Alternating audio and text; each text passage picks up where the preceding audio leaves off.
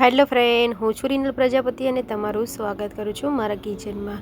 આજે આપણે ઇન્સ્ટન્ટ એકદમ સરસ ક્રિસ્પી અને તીખી અને મોળી વેફર્સ આજે બનાવવાના છે। જો તમારી પણ વેફર એકદમ કાળી પડી જતી હોય અને સોફ્ટ થઈ જતી હોય તો ચાલો આપણે આજે જોઈ લઈએ કેવી રીતે બને છે।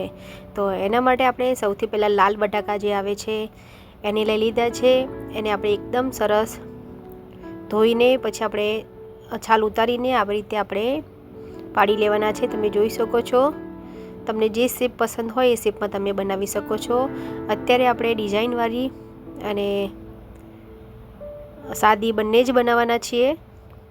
તો તમે જોઈ શકો છો આપણે એકદમ ઇઝીલી આવી રીતે ચિપ્સ પાડી લેવાની છે। નાનો બટાકો હશે તો નાની સાઇઝની પડશે, મોટો હશે તો એકદમ મોટી પડશે। તો તમે જોઈ શકો છો આપણે બધી ચિપ્સને પાડીને રેડી કરી દીધી છે। હવે ફ્રેન્ડ આપણે આ ચિપ્સને એક બાઉલમાં લઈ લેવાનું છે અને એની અંદર આપણે એકદમ સરસ ઠંડુ પાણી હોય એને એડ કરવાનું છે અને ચિપ્સને બધી અંદર એડ કરી દેવાની છે। ઠંડા પાણીમાં જ તમારે એડ કરવાની છે, ગરમ પાણીમાં નથી એડ કરવાની, તમે ધ્યાન રાખજો। આપણે ઠંડા પાણીમાં જ એડ કરીને સાઈડમાં રહેવા દેવાની છે અને બીજી ચિપ્સ પણ પાડીને આપણે અંદર મૂકતું રહેવાનું છે। તો આપણે એવી જ રીતે બધી ચિપ્સને પાડીને રેડી કરી દઈએ। અને ફ્રેન્ડ, તમને મારા વિડીયો સારા લાગતા હોય તો લાઈક કરજો, શેર કરજો અને સબસ્ક્રાઈબ કરજો। અને નવા તમને ફરાળી રેસીપી મારી ચેનલમાં મળી જશે। તો શ્રાવણ મહિનામાં કે કોઈ પણ ઉપવાસમાં તમે બનાવી શકો તેવી ફરાળી રેસીપી આપણે શેર કરી છે। હવે ફ્રેન્ડ આપણે આને ડિઝાઇનવાળી પણ પાડી લઈશું। તો એક આડી બટાકો રાખવાનો અને એક ઊભો બટાકો રાખીને આવી રીતે આપણે ચિપ્સને પાડી દેવાની છે। એકદમ ઇઝીલી પડી જશે। તો તમે જોઈ શકો છો આવી રીતની આપણે ચિપ્સ પાડીને એને પણ આપણે પાણીમાં રાખી દઈશું, ઠંડા પાણીમાં।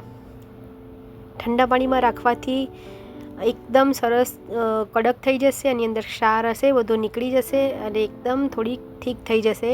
જેટલું ઠંડુ પાણી હશે એટલું સારું। તો તમે બરફના ટુકડા પણ એડ કરી શકો છો। હવે ફ્રેન્ડ આપણે તમે જોઈ શકો છો બધી ચિપ્સ પાડી લીધી છે અને 2-5 મિનિટ માટે મેં એને રવા દીધી હતી। હવે ફ્રેન્ડ આપણે આને આવી રીતે કાણાવાળા વાડકામાં કાઢીને પાણી બધું જ કાઢી લઈશું અને આવી રીતે એક કોરા કપડામાં પોરી કરી દઈશું અને ઉપરથી આપણે એક બીજું કોરું કપડું લઈને દબાવીને બધું પાણી ચૂસી લે એવી રીતનું રાખવાનું છે। વેફર્સ ઉપર આપણે પાણી હવે નથી રહેવા દેવાનું, એકદમ કોરી વેફર્સને કરી દેવાની છે। વેફર્સ કોરી થાય ત્યાં સુધી આપણે એ 2 થી 3 ચમચી જેટલું પાણી લીધું છે, એની અંદર આપણે મીઠું એડ કરી દીધું છે। તમે જેટલું પાણી લો એ પ્રમાણે મીઠું એડ કરવાનું છે અને આવી રીતે મિક્સ કરી લેવાનું છે। આનો આપણે શું કરવાનું છે હું તમને આગળ બતાવીશ। હવે આપણે આને મિક્સ કરીને એક બાજુ રાખી દઈશું અને હવે આપણે મસાલો બનાવી લઈશું વેફર્સ માટેનો। તો તમે જોઈ શકો છો મેં એક બાઉલ લીધું છે, એની અંદર આપણે તીખું લાલ મરચું થોડું એડ કરી દીધું છે અને કશ્મીરી મરચું પણ તમે લઈ શકો છો। જો તમને તીખું પસંદ ના હોય તો તમે કશ્મીરી લઈ શકો છો। મેં થોડી ચપટી જેટલી હિંગ એડ કરી છે, થોડો ચાટ મસાલો એડ કરી દીધો છે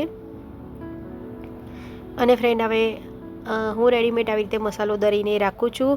તજ, લવિંગ છે, બાદિયા છે, તમાલપત્ર છે, જાવિત્રી બધું મિક્સ કરીને આપણે મસાલો હું આવી રીતે દળીને રાખું છું, એને એડ કરી દીધો છે 1 ચમચી જેટલો અને એને મિક્સ કરી લઈશું। તમે આ મસાલો એડ કરશો તો એકદમ બહાર જે બાલાજીની વેફર તમને તીખી મળે છે એવો જ ટેસ્ટ આવશે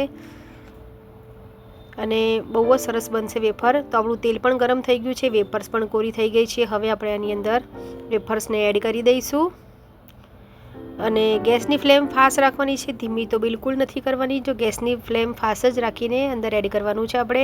હવે જે ફ્રેન્ડ આપણે મીઠાવાળું જે પાણી બનાવીને રાખ્યું છે એને 2 ચમચી એડ કરવાનું છે, વધુ નથી એડ કરવાનું। જો વધુ એડ કરી દોશો તો ખારું થઈ જશે, એટલે તમારે ધ્યાન રાખવાનું। મારી ચમચી નાની છે એટલે મેં 3 ચમચી એડ કરી છે, તમે 1 ચમચી પણ એડ કરી શકો છો અને પછી આપણે એને થવા દેવાની છે।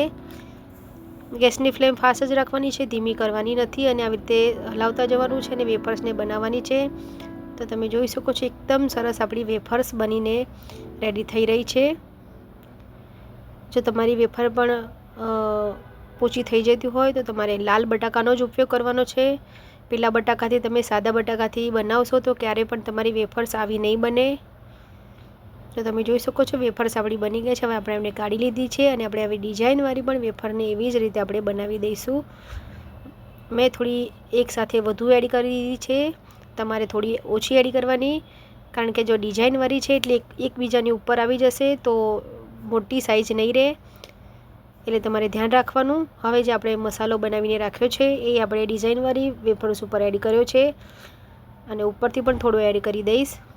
બહુ જ સરસ તીખી એવી સરસ આપણી વેફર્સ બની ગઈ છે ડિઝાઇનવાળી, અને સાદી વેફર પણ રેડી થઈ ગઈ છે. તો એકદમ ક્રિસ્પી અને સરસ વેફર આપણી બને છે. તમને અવાજ પણ સંભળાવી દઉં, એકદમ સરસ ક્રિસ્પી અને સરસ આપણી વેફર્સ બનીને રેડી થાય છે. તો તમે પણ બનાવજો અને ટ્રાય કરજો. તો છે ને ફ્રેન્ડ, એકદમ ક્રિસ્પી અને કરારી બહુ જ સરસ અને ટેસ્ટી તમે વેફર્સ ઘરે બનાવીને રેડી કરી શકો છો. બહુ જ ક્રિસ્પી બને છે અને સરસ બને છે. તો તમે પણ બનાવીને ટ્રાય કરજો, અને વિડીયો સારો લાગે તો લાઇક શેર અને સબસ્ક્રાઈબ કરજો, અને તમે જરૂરથી ટ્રાય કરજો અને કમેન્ટ કરીને જણાવજો કે તમને વેફર્સ કેવી લાગી. કાલે મળીશું એક નવી રેસીપી સાથે. ત્યાં સુધી આવજો.